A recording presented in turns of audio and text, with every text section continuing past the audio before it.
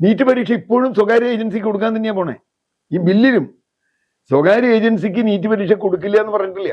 സംഘികൾ പറയുന്ന പോലെ രാജ്യത്തെ ലോകത്തെ ഏറ്റവും വലിയ രാജ്യമാക്കി എന്നൊക്കെയുള്ള കഥയൊന്നും ഒരു കാര്യമില്ല. അതിപ്പോ എല്ലാ ഏകാധിപതികളും പറഞ്ഞിട്ടുണ്ട് എന്റെ രാജ്യം ശക്തമാക്കി, ഹിറ്റ്ലറും പറഞ്ഞിട്ടുണ്ട്. എന്തുകൊണ്ടാണ് ജനാധിപത്യത്തിൽ ലോകത്തെ ഏത് ട്രംപ് പോലും പത്രക്കാരെ നേരിടും, അത്ര പോലും ഇയാൾ ചെയ്യുന്നില്ല, നമ്മുടെ പ്രധാനമന്ത്രി ചെയ്യുന്നില്ല. ഇപ്പൊ ബ്രിട്ടീഷ് പ്രധാനമന്ത്രിയോ ജാപ്പനീസ് പ്രധാനമന്ത്രിയോ ഏത് രാജ്യത്തെ പ്രധാനമന്ത്രിമാരെടുത്തോളൂ, അവരൊക്കെ പത്രക്കാരെ കാണുമല്ലോ. പത്രക്കാരെ കാണാൻ അവർക്ക് കേൾക്കുന്ന മടി, പത്രക്കാരുടെ ചോദ്യത്തിന് എന്താ മറുപടി പറയാൻ പറ്റാതെ ടെലിപ്രോംപ്റ്റർ വേണം. ഗവൺമെന്റ് ഇപ്പോഴും ജനാധിപത്യത്തെയോ അതിലെ സ്ഥാപനങ്ങളെയോ വിശ്വസിക്കുന്നില്ല. അത് വിശ്വസിപ്പിക്കുന്നത് വരെ ജനങ്ങളുടെ സമരം ഉണ്ടായേ പറ്റൂ. CJP ഒരു സമരവുമായി തെരുവിലേക്ക് ഇറങ്ങുന്നു. അത് യുവജനങ്ങൾക്ക് വേണ്ടിയായിരുന്നു, വിദ്യാർത്ഥികൾക്ക് വേണ്ടിയായിരുന്നു. അവർ മുന്നോട്ട് വെച്ച ആവശ്യം ന്യായമുള്ളതായിരുന്നു.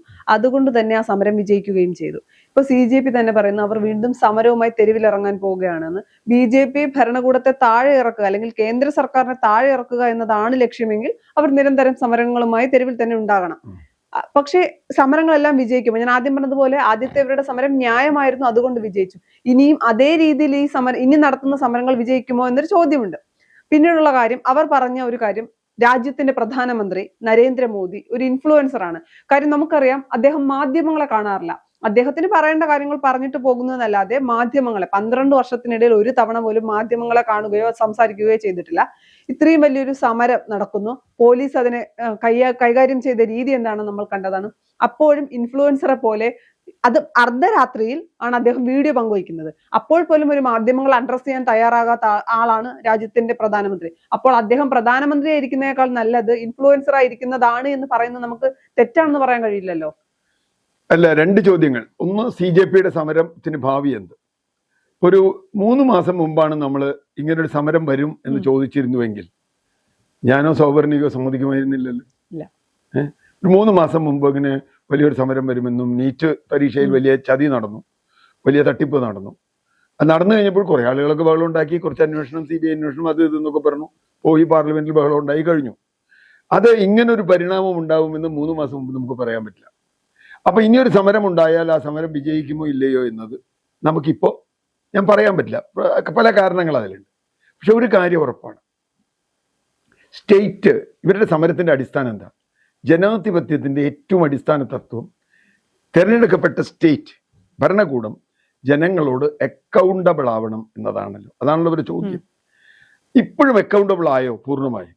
അതാണ് ചോദ്യം. ജനങ്ങളെ സംബന്ധിച്ചിടത്തോളം അക്കൗണ്ടബിൾ ആവണം. ഇപ്പോൾ 2011 അഴിമതി വിരുദ്ധ സമരം, അതിന്റെ പിന്നിലെ താല്പര്യങ്ങളൊക്കെ വേറെ, BJP താല്പര്യങ്ങൾ ഉണ്ടായിരുന്നു എന്നൊക്കെ അത് വേറെ പ്രശ്നം, രാഷ്ട്രീയ താല്പര്യങ്ങൾ ഉണ്ടായിരുന്നു എന്നൊക്കെ വേറെ പ്രശ്നം. പക്ഷേ 2011 സമരം തുടങ്ങുമ്പോൾ നമ്മൾ അറിയില്ല 2014 BJP വരാൻ പോവാണ്, അല്ലെങ്കിൽ കോൺഗ്രസ് തകരാൻ പോവാണ്. ഇല്ലല്ലോ, ഇല്ല. അതുപോലെ തന്നെ ഇപ്പോഴും നമ്മൾ പറയണം, ഇപ്പൊ 2026 ഈ സമരം, 2029 അടുത്ത തെരഞ്ഞെടുപ്പ്. അപ്പൊ ഈ 3 വർഷം കഴിഞ്ഞ 12 വർഷം തുടർന്നതുപോലെ അൺഅക്കൗണ്ടബിൾ ആയി തുടരാനാണോ സർക്കാരിന്റെ തീരുമാനം? ഇപ്പൊ തന്നെ സർക്കാർ ഒപ്പിട്ട് കൊടുത്ത കരാറുണ്ട്, എഴുതി കൊടുത്ത കരാറുണ്ട്, അതുപോലും മുഴുവൻ നടപ്പാക്കിയിട്ടില്ല. ഇപ്പോൾ നഷ്ടപരിഹാരം കൊടുത്തിട്ടില്ല, അല്ലെങ്കിൽ അത് കൊടുക്കുന്ന കാര്യത്തിൽ ആലോചിച്ചിട്ടില്ല, മറ്റു കാര്യങ്ങൾ ഇതിനൊന്നും ചെയ്തിട്ടില്ല. ഇതൊന്നും ചെയ്യാതെ ഒരു ബില്ല് അവതരിപ്പിച്ച് ഏതോ വലിയ നിയമങ്ങൾ, ഇപ്പോൾ നമുക്ക് വേണമെങ്കിൽ പരീക്ഷ കോപ്പി അടിക്കുന്നതിന് മറ്റേ ക്യാപിറ്റൽ പണിഷ്മെന്റ് കൊടുക്കാം, തൂക്കിക്കൊല കൊടുക്കാം, എന്നാലും കോപ്പിയടി നിൽക്കില്ല. കാരണം കോപ്പിയടി ചില കോപ്പി അടിച്ചു എന്നും പിടിച്ചു എന്നും ഒക്കെ വരണ്ടേ. അപ്പൊ ശിക്ഷ വലുതാക്കുന്നതുകൊണ്ടോ ഒന്നും കഴിയുന്നില്ല. രണ്ടാമത്തെ കാര്യം, ഇവര് തിരുത്തണം എന്ന് പറഞ്ഞു, നീറ്റ് പരീക്ഷ ഇപ്പോഴും സ്വകാര്യ ഏജൻസിക്ക് കൊടുക്കാൻ തന്നെയാണ് പോണേ. ഈ ബില്ലിലും സ്വകാര്യ ഏജൻസിക്ക് നീറ്റ് പരീക്ഷ കൊടുക്കില്ല എന്ന് പറഞ്ഞിട്ടില്ല.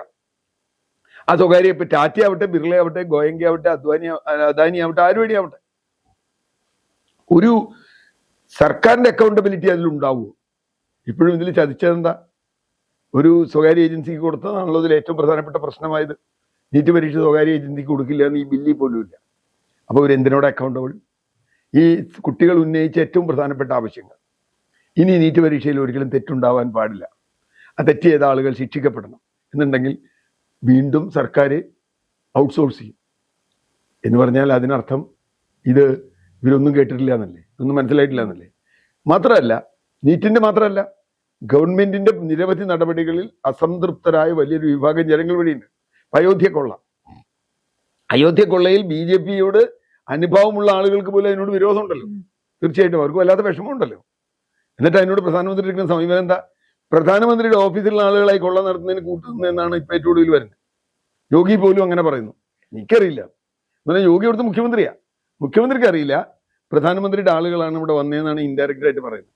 എന്ന് പറഞ്ഞാൽ പ്രധാനമന്ത്രിയുടെ മേലേക്ക് ഇപ്പോഴും കൃത്യമായി പറയുന്നു. സംഘികൾ പറയുന്ന പോലെ രാജ്യത്തെ ലോകത്തെ ഏറ്റവും വലിയ രാജ്യമാക്കി എന്നൊക്കെയുള്ള കഥയൊന്നും ഒരു കാര്യമില്ല.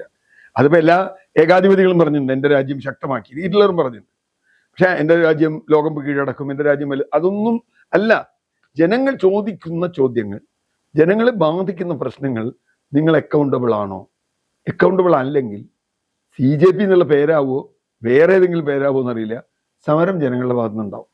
ഒരു തർക്കമില്ല. ഇപ്പൊ കർഷകരുടെ പ്രതിഷേധം ഒരു തരത്തിൽ വന്നു, ഇത് വന്നു, ഇനി വേറെ തരത്തിൽ വരാം, പെത്തനോളുടെ വേറെ തരത്തിൽ വരുന്നുണ്ട്. എന്ന് പറഞ്ഞാൽ ഗവൺമെന്റ് അക്കൗണ്ടബിൾ അല്ല, അല്ലെങ്കിൽ ഗവൺമെന്റ് മര്യാദയ്ക്ക് പ്രവർത്തിക്കുന്നില്ല എങ്കിൽ പിന്നെ പ്രധാനമന്ത്രിയുടെ കാര്യം നമ്മൾ പലവട്ടം പറഞ്ഞതാണ്. സുവർണിക്ക് ചോദിച്ച പോലെ 12 വർഷമായിട്ട് ആകെ ഒരു പ്രാവശ്യം ഒരു പത്രക്കാരന്റെ മുമ്പിലിരുന്ന് അത് പകുതിക്ക് വലിച്ചിറങ്ങിപ്പോയി.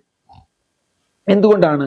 ജനാധിപത്യത്തിൽ ലോകത്തെ ഏത് ട്രംപ് പോലും പത്രക്കാരെ നേരിടും, അത്ര പോലും ഇയാൾ ചെയ്യുന്നില്ല, നമ്മുടെ പ്രധാനമന്ത്രി ചെയ്യുന്നില്ല. ഇപ്പൊ ബ്രിട്ടീഷ് പ്രധാനമന്ത്രിയോ ജാപ്പനീസ് പ്രധാനമന്ത്രിയോ ഏത് രാജ്യത്തെ പ്രധാനമന്ത്രിമാരെടുത്തോളൂ, അവരൊക്കെ പത്രക്കാരെ കാണുമല്ലോ. പത്രക്കാരെ കാണാൻ അവർക്ക് കേൾക്കുന്ന മടി, പത്രക്കാരുടെ ചോദ്യത്തിന് എന്താ മറുപടി പറയാൻ പറ്റാതെ? ടെലിപ്രോംപ്റ്റർ വേണം. ടെലിപ്രോംപ്റ്റർ ഇല്ലാതെ മറുപടി പറയാൻ പറ്റില്ലേ? ടെലിപ്രോംപ്റ്റർ വെച്ച് സംസാരിക്കുന്നതിന് എനിക്ക് വിരോധമില്ല.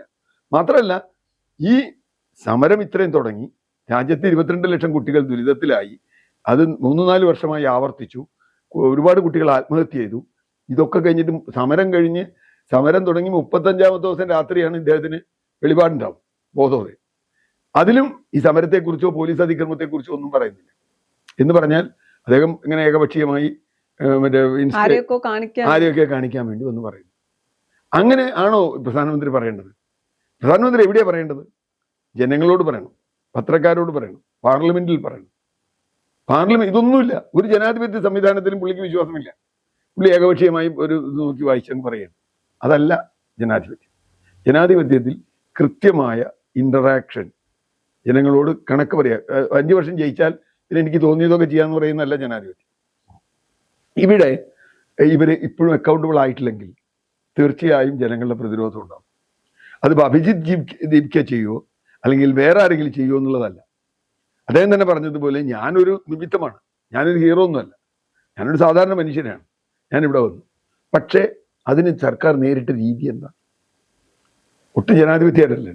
കുട്ടികളാണ് സമരം ചെയ്യുന്നതെങ്കിൽ കുട്ടികളായിട്ട് ആ രീതിയിൽ എടുക്കണ്ടേ? എനിക്ക് ഭാവിയുണ്ട്, കുട്ടികളുടെ ഭാവിയെ കുറിച്ച് എനിക്ക് ആശങ്കയുണ്ട്. ഏത് കുട്ടികളുടെ ഭാവിയെ കുറിച്ച് ആശങ്ക ഉണ്ടെങ്കിൽ പോലീസിനെ നിയന്ത്രിക്കണം. ഷൂട്ട് ചെയ്യാൻ അനുമതി കൊടുത്ത എങ്ങനെയാ? പെല്ലറ്റ് ഷൂട്ട് ചെയ്യാൻ. ആർക്കെതിരെ പെല്ലറ്റ് ഷൂട്ട് ചെയ്യാൻ? ശത്രു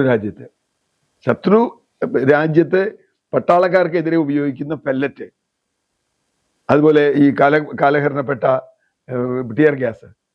എങ്ങനെയാണ് ഇത്രയും വാത്സല്യമുണ്ട് കുട്ടികളോടെങ്കിൽ അവരോട് പ്രയോഗിച്ചത്? അല്ല, സമരം ചെയ്യുന്നവരെല്ലാം ശത്രുക്കളാണ്. അത് മാത്രമല്ല, രാജ്യദ്രോഹി, പാകിസ്ഥാൻ ഫണ്ട്, അമേരിക്കൻ ഫണ്ട്, ഇത്തരത്തിലുള്ള ഇപ്പോ അഭിജിത്ത് ദീപ്കയ്ക്കൊക്കെ എതിരായിട്ട് എന്നുവെച്ചാൽ ഞാനടക്കമുള്ള നമുക്കൊക്കെ എതിരായിട്ട് സംഘപരിവാറിനെയോ മോഡിയെ വിമർശിച്ചാൽ ഇവർ പറയുന്ന ഒരു കാര്യം, നിങ്ങൾ വിദേശ ഫണ്ടാണ്.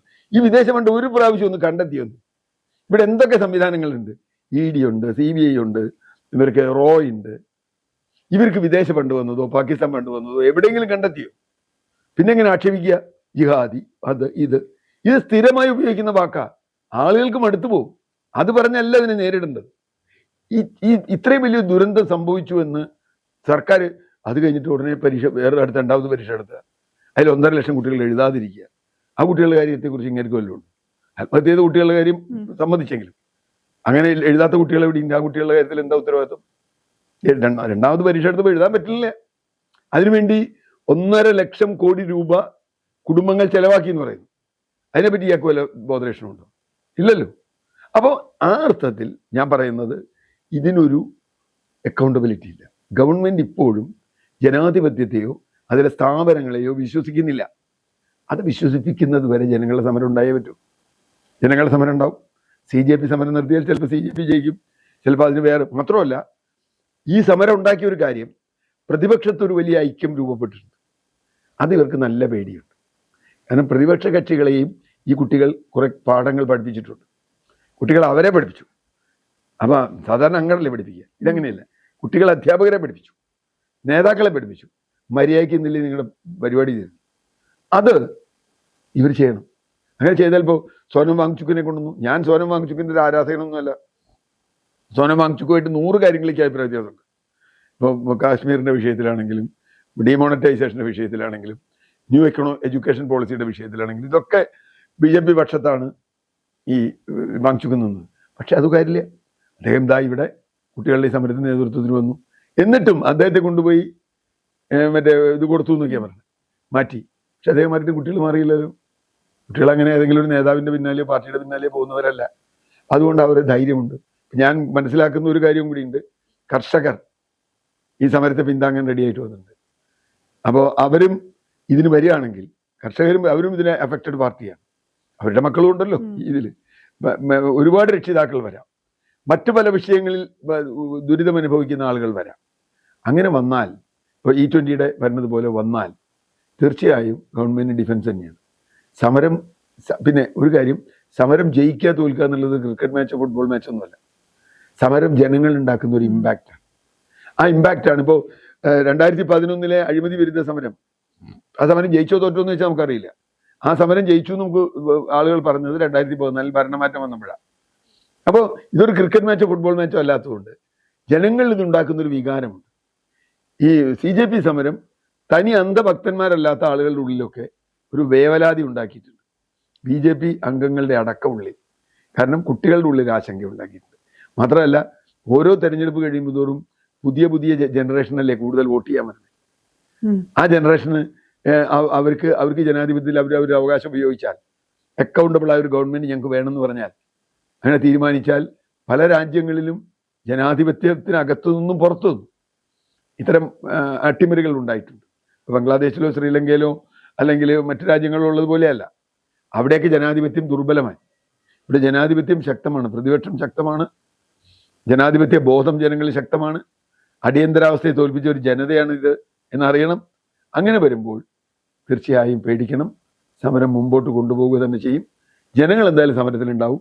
അതിന്റെ പേര് CJP എന്നോ അഭിജിത് ദീപ്കെന്നോ എന്തായാലും സമരം മുമ്പോട്ട് പോകാൻ തന്നെയാണ് സാധ്യത. കാരണം ഗവൺമെന്റ് മാറുന്നില്ല, അവരുടെ നിലപാട് മാറ്റുന്നില്ല.